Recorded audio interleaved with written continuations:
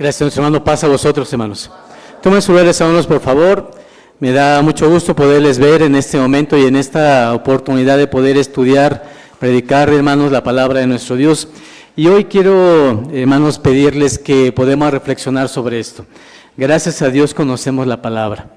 Gracias a Dios conocemos la palabra del Creador, que nos da la oportunidad de reflexionar siempre, de tener la dicha de decir, bueno, si esto lo debo de aprender, voy por el camino adecuado, doy vuelta cuando voy en el camino que no es el correcto.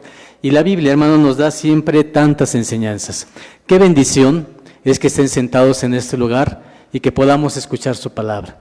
Es una bendición poder tener una Biblia como la que tenemos hoy en nuestro idioma y que podamos a través de ella podernos llenar de la palabra de Dios, que nos hace tanta falta. Siempre es una necesidad espiritual. El ser humano está constituido, dice la misma Biblia, por 3 elementos. Somos espíritu, alma y cuerpo. El cuerpo, hermano, necesita diariamente el alimento, trabajar, hacer lo necesario. El espíritu necesita tener logros. El espíritu necesita que tengamos también proyectos en la vida. Pero el alma necesita algo espiritual. El alma necesita ser alimentada por una cuestión que nos llene, hermanos, interiormente. Porque el alma son los pensamientos.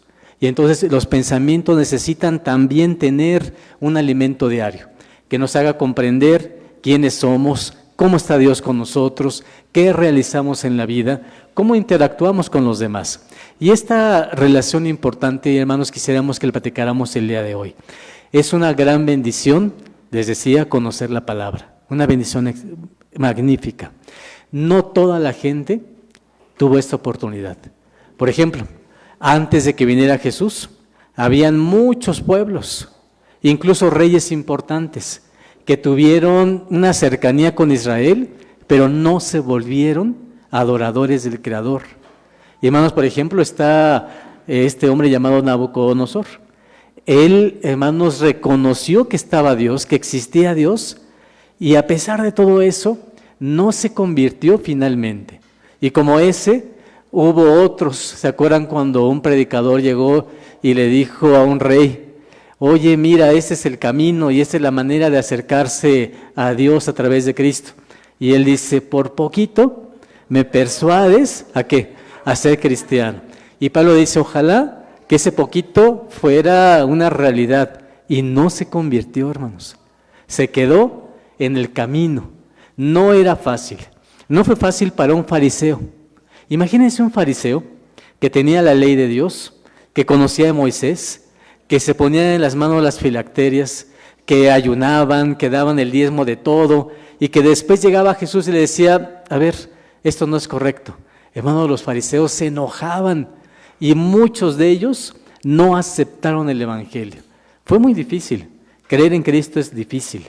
Hoy estamos aquí y quiero agradecer a Dios que nos permite esta oportunidad. Y les voy a poner un ejemplo. El ejemplo de una persona que luchó por realmente decir, si lo tengo enfrente, lo voy a aprovechar. No quiero dejar pasar esta oportunidad. Y me gustaría, hermanos, que todos los que estamos aquí en la iglesia sintiéramos lo mismo. Y que dijéramos, no voy a dejar pasar esta oportunidad. Estoy en la iglesia, aprendo. Es cierto que podemos tener diferencias, pero estoy en la iglesia y soy parte de este cuerpo. Y esto, hermanos, es el tema de hoy. Primeramente quiero ponerles en contexto. Este personaje de quien vamos a hablar vivía en una ciudad llamada Jericó. Jericó estaba a 30 kilómetros de Jerusalén, 30 kilómetros. Y en ese lugar, ahí en Jericó, hermanos, ustedes saben que fue una ciudad tomada por un personaje bíblico. Cuando llegaron y conquistaron, un personaje tomó esta ciudad. Mi hermana, ¿a quién le pregunto? Me dice, no me vaya a preguntar. Mi hermano Ricardo, mejor. ¿Quién conquistó la ciudad de Jericó? Ya no estaba Moisés, ¿verdad? ¿Quién estaba en su lugar?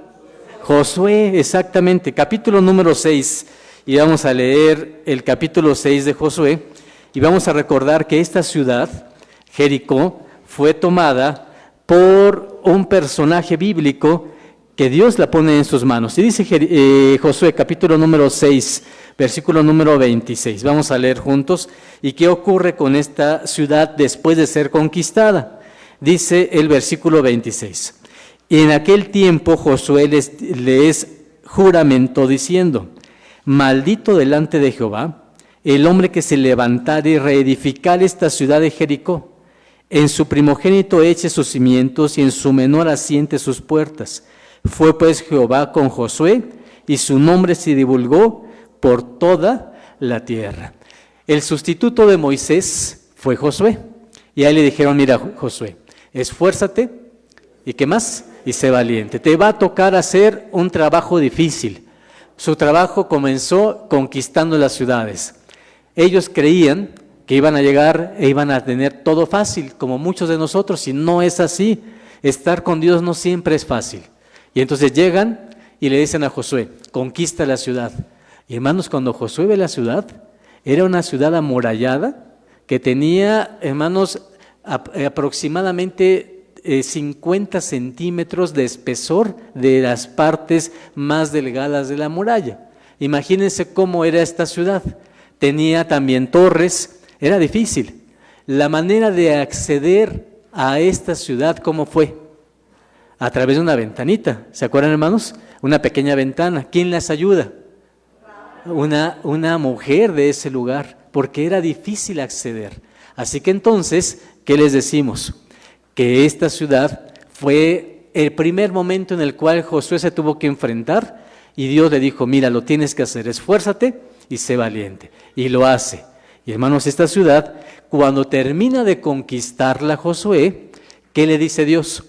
Que no vuelvan a cimentarla, que no exista más esta ciudad. Y profiere una maldición. ¿Qué dice, hermanos? Acá lo acabamos de leer. Dice el versículo que decimos: maldito delante de Jehová el hombre que se levantare y reedificare esta ciudad. ¿De qué, hermanos? De Jericó. Bueno, les pregunto, ¿ustedes creen que con esta maldición alguien se iba a atrever a reedificarla? Pues pareciera que no. Y sin embargo, 400 años después de Josué, ¿qué creen que pasa? La reedifican. E incluso en el tiempo de Jesús, la ciudad existe, porque es el tema de hoy. Entonces sí la reedifican. Vamos a ver el texto. Primer libro de los Reyes, capítulo número 16. Dice la palabra de nuestro Dios, primer libro de los Reyes, capítulo 16, versículo número 33. Dice la palabra de nuestro Dios. Capítulo 16, versículo número 33. Dice así: hizo también Acab un bosque, y añadió Acab haciendo provocar a ira a Jehová, Dios de Israel, más que todos los reyes de Israel que antes de él habían sido. En su tiempo, Giel de Betel reedificó, ¿a quién creen, hermanos? A Jericó. En Abiram, su primogénito, echó el cimiento, y en Segub, su hijo postrero, puso sus puertas, conforme a la palabra de Jehová que había hablado por Josué, hijo de ¿quién? Hijo de Nun. Quiere decir, hermanos, que esta ciudad se reedifica. Sin embargo, sobre estos personajes, como lo había dicho Josué, cayó una maldición. Y la ciudad, hermanos, fue edificada, ciertamente, pero estos personajes, el primogénito, dice Eliel de Betel, que reedifican. Abiram, su primogénito, echó el cimiento. Después lo vemos en la Biblia, que tienen repercusión por haber hecho algo que Josué les había dicho claramente que no la reedificaran. Y hermanos, aquí vemos el primer punto. Estar cerca de Dios, a pesar de que eran israelitas, era una cuestión complicada. Y él mismo y su primogénito tuvieron una maldición por haber hecho algo que no debían de hacer. Bueno, hermanos, pasó el tiempo. Y cuando viene Jesús, esa ciudad es próspera. El que la reedifica tuvo su maldición. Sin embargo, la ciudad prospera. ¿Qué le ocurre a esta ciudad? Se vuelve ciudad de ricos, una ciudad de gente importante.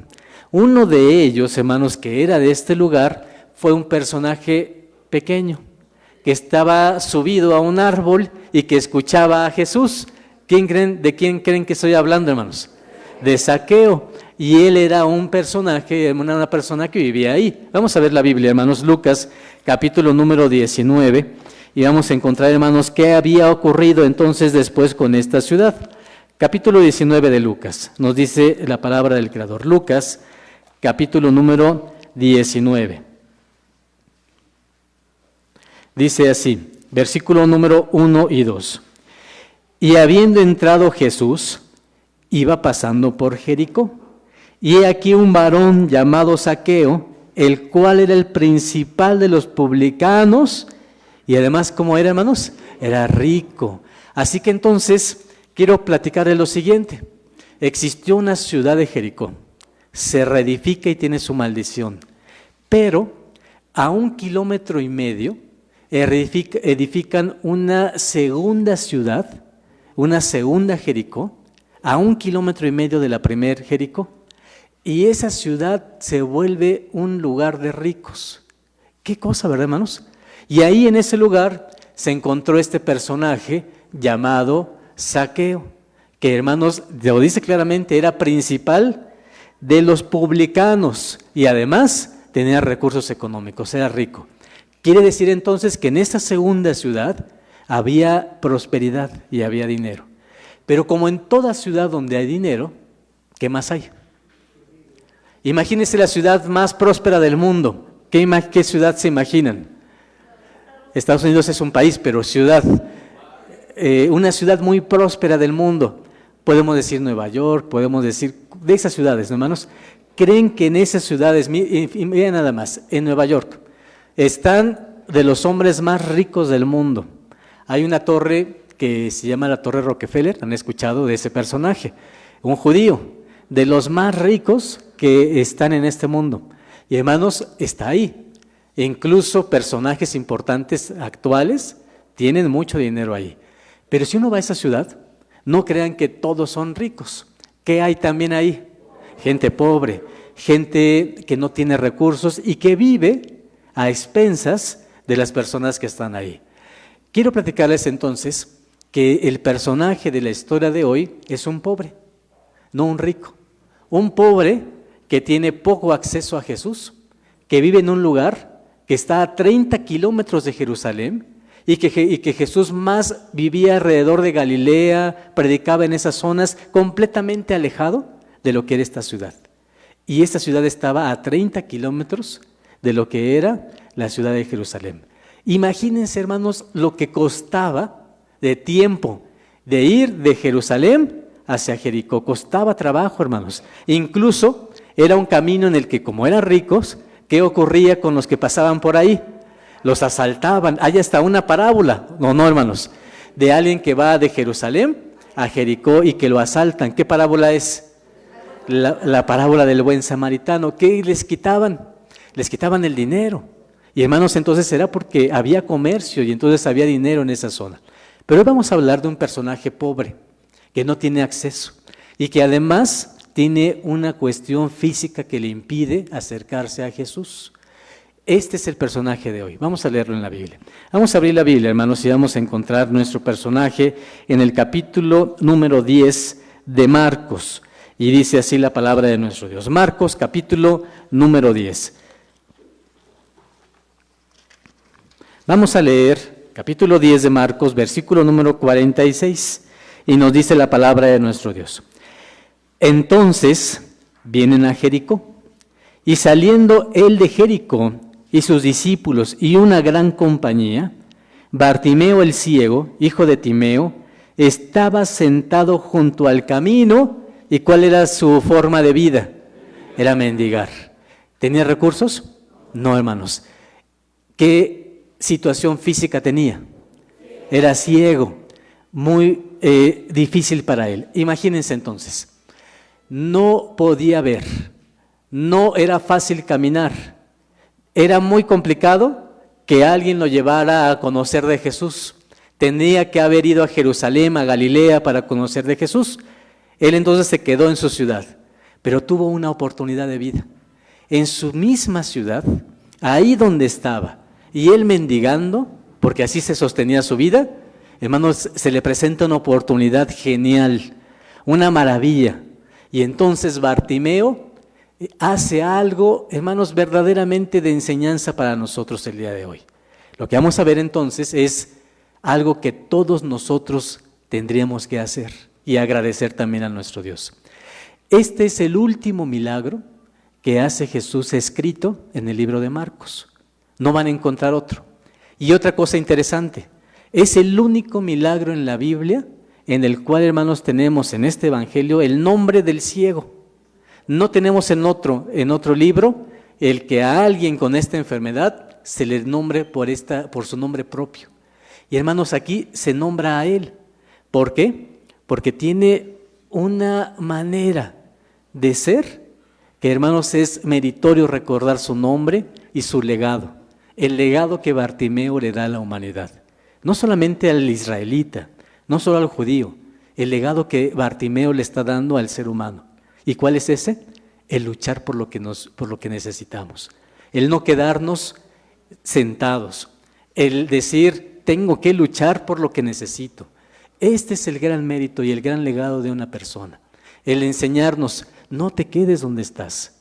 Si te quedas en donde estás, eres como Bartimeo, al principio, en el que él solamente vivía, ¿de qué?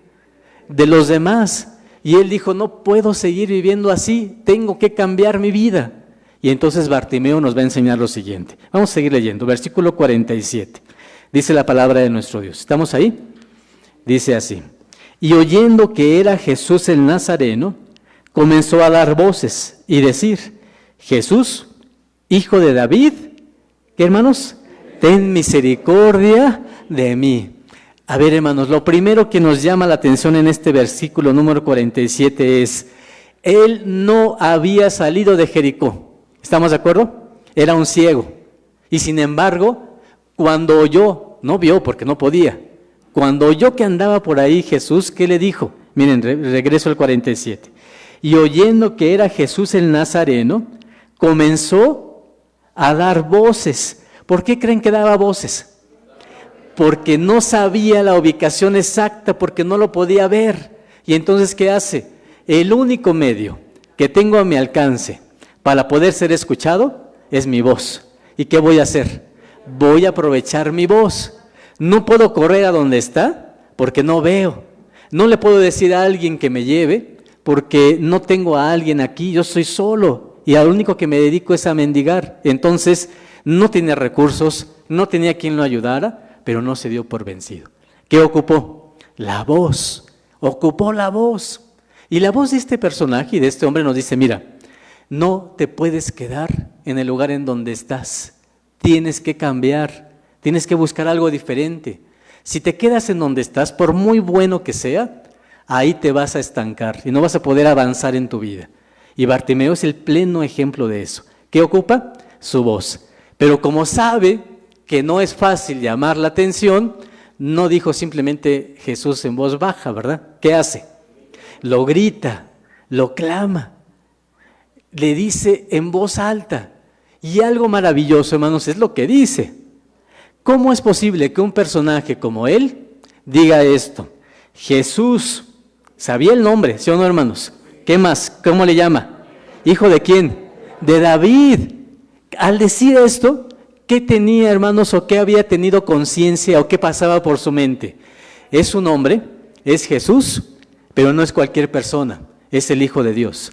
Y es el hijo de toda una descendencia que viene ¿desde dónde? Desde el mismo David.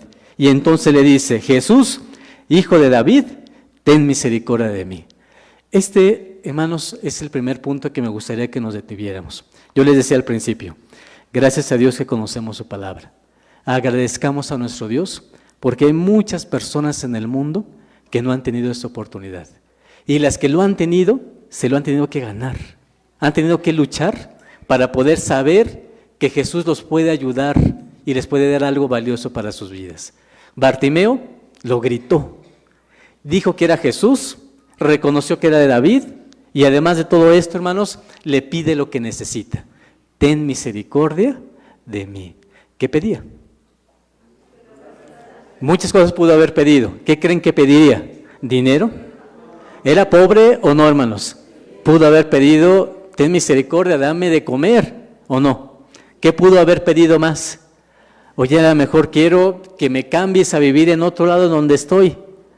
Pero hermano, lo que él pide es algo específico. Y entonces vamos a ver la historia, vamos a terminar. Dice así, versículo 48. Y muchos le reñían que callase, mas él daba mayores voces: Hijo de David, ten misericordia de mí. Entonces Jesús, parándose, mandó llamarle. Y llaman al ciego, diciéndole: ten confianza, levántate, te llama. Él entonces, echando su capa, se levantó y vino a Jesús. Y respondiendo Jesús le dice: ¿qué quieres que te haga?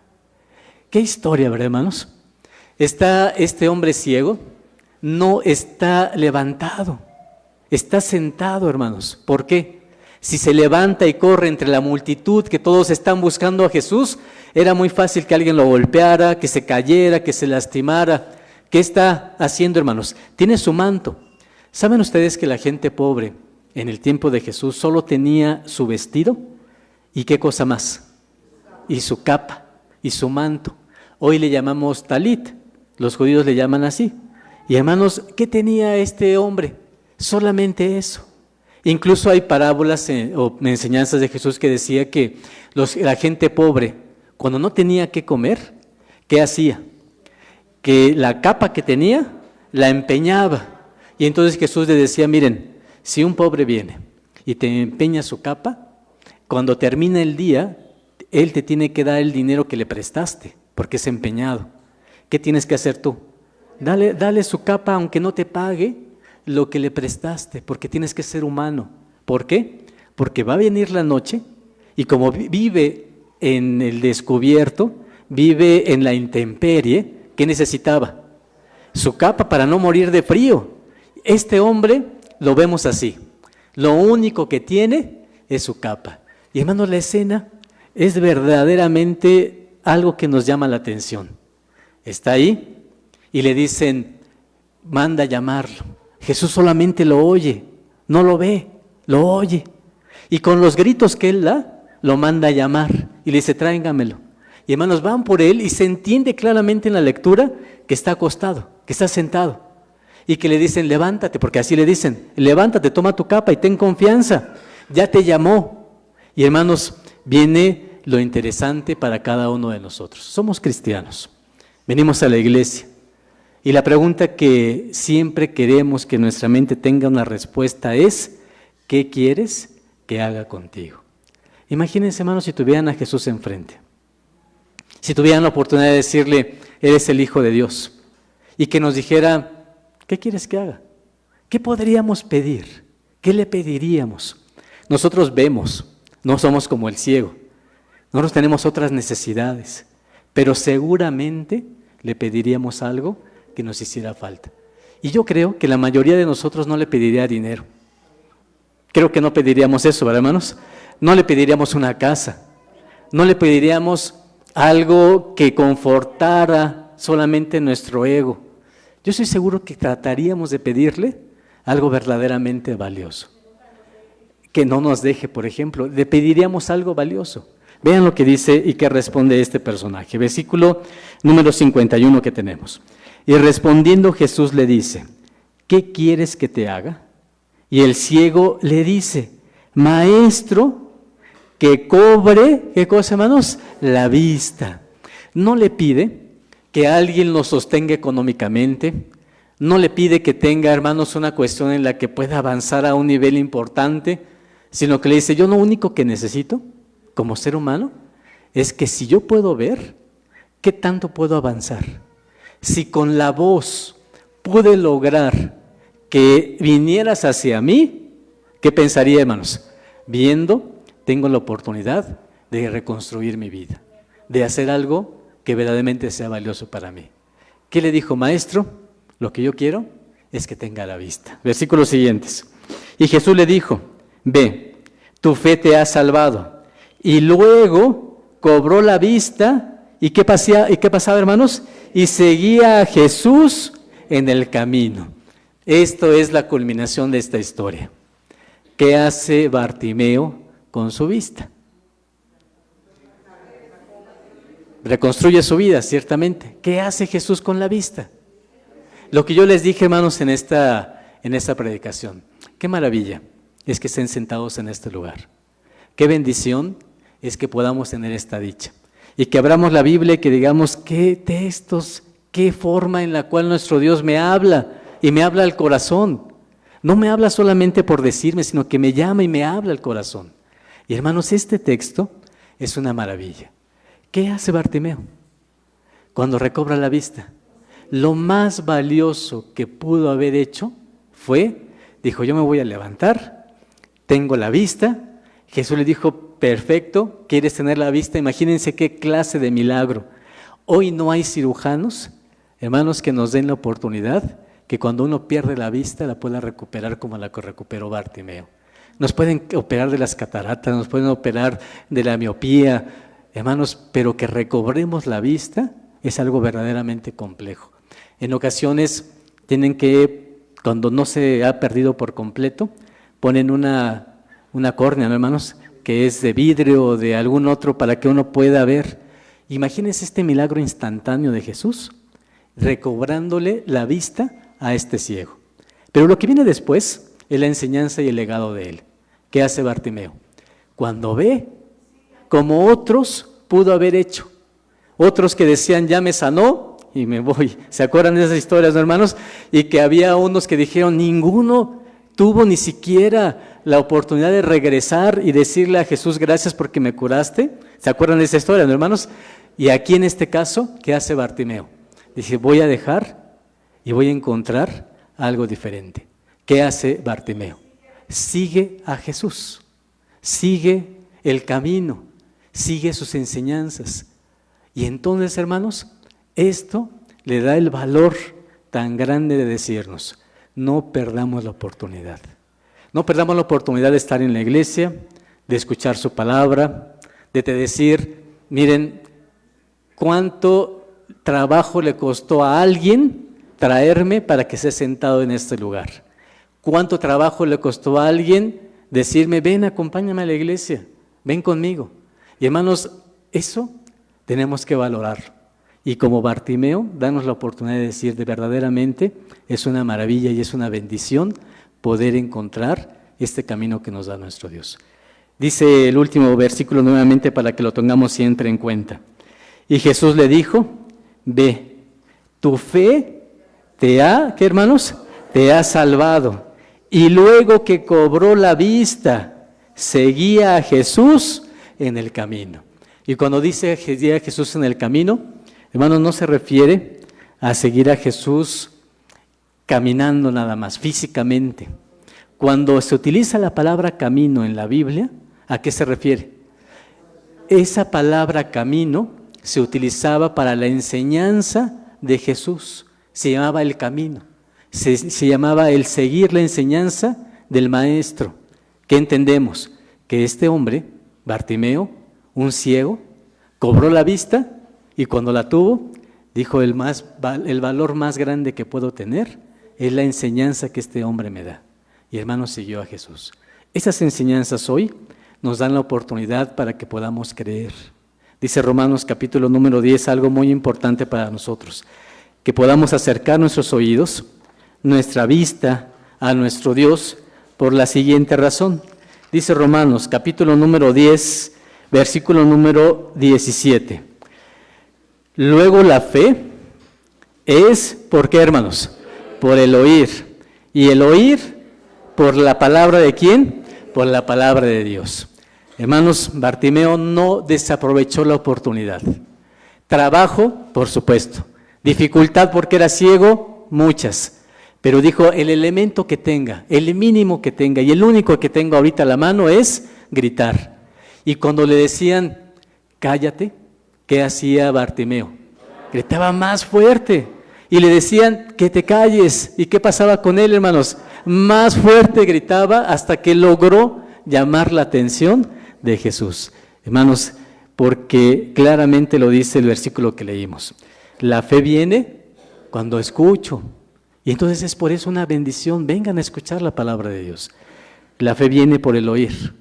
Y el oír viene ¿de dónde, hermanos? No para la palabra que predicamos nosotros porque somos humanos. Finalmente tenemos muchísimos defectos. ¿A qué venimos a escuchar? ¿A quién escuchamos? Escuchamos a Dios. ¿Y qué escuchamos de Él? Su palabra. Y es la palabra que nos transforma. Dice por eso, hermanos, el segundo libro de Samuel, capítulo número 7, que es tan importante, hermanos, escuchar a nuestro Dios, escuchar a su Hijo, porque lo dice así la palabra del Creador, y con esto terminamos. Segundo libro de Samuel,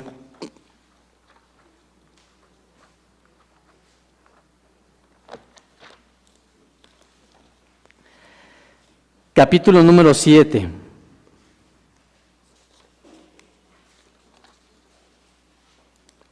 Segundo libro de Samuel, capítulo número 7, dice el versículo número 12.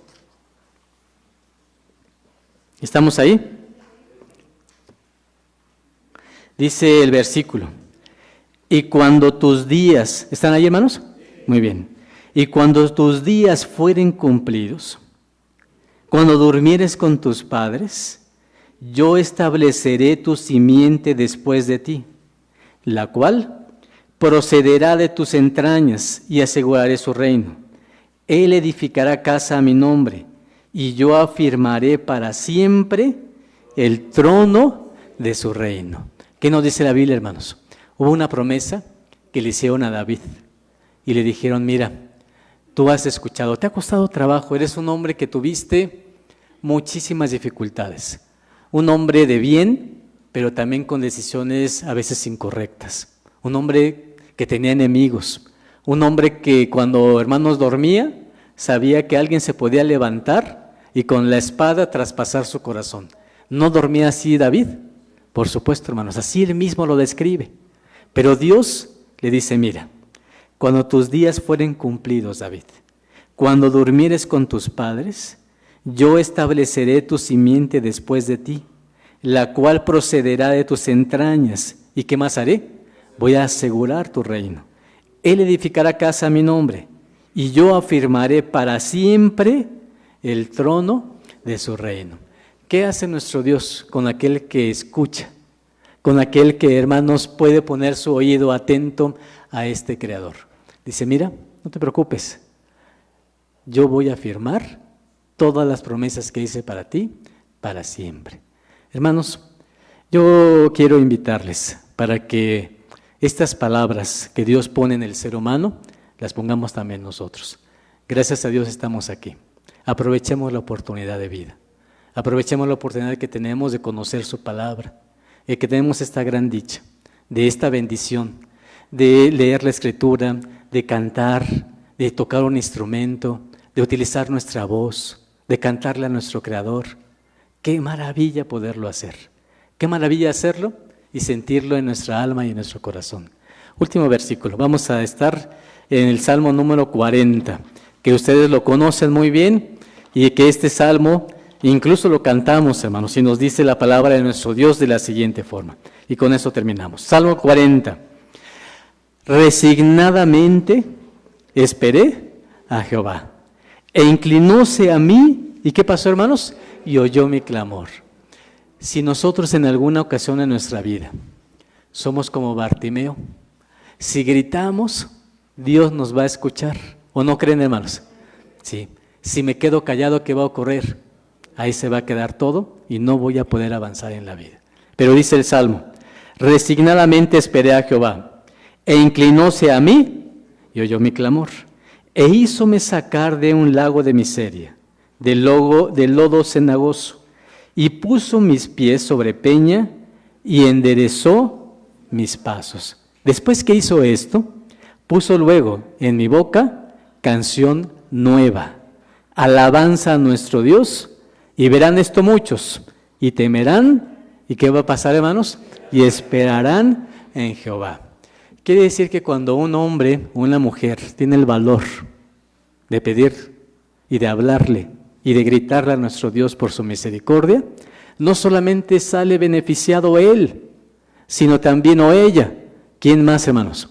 Todos aquellos que conocen su historia. El legado de Bartimeo es ese. No desaproveches la oportunidad. Grita, habla, clámale a Dios, hoy que tienes vida. Porque después, hermanos, ya no va a hacer eso.